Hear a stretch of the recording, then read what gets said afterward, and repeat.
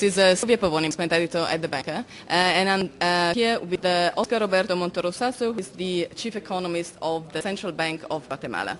Oscar, Guatemala has seen actually some relatively good results last year despite the crisis. And especially looking at the banking sector, we can see that the top banks have scored quite highly in rankings that look at indicators such as Tier 1 capital and return on assets, for example. What do you think we can expect from both the Guatemalan economy and its banking sector for the near future? Thank you, Sylvia. First, let me tell you about the macroeconomic performance, for example, 2010. In the real sector, the central bank expects the GDP growth around between 1.2 to 2.1%. Guatemala have very dynamic sectors. First, industry. Second, banking. On the other hand, for example, the fiscal policy, counter-cyclical fiscal policy for this year. The Ministry of Finance expects the fiscal deficit around 3.1% of the GDP.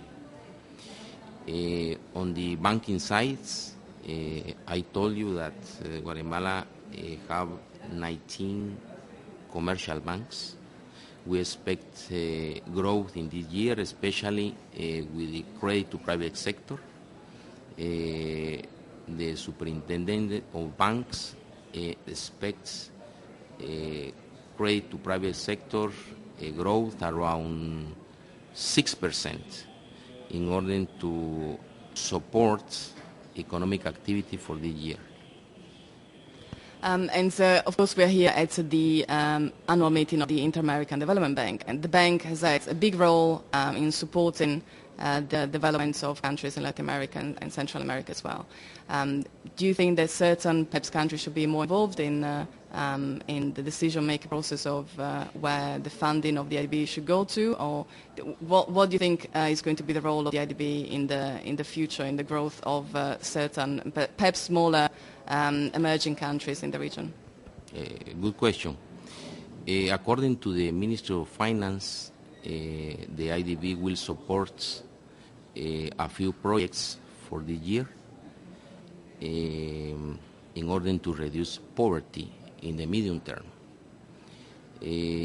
Actually, there are small projects, especially small lending entrepreneurs, microfinance, and also a few financial support for roads.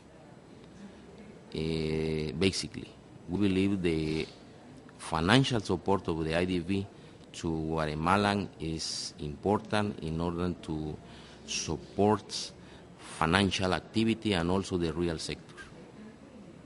Great. Thank you very much for your comments.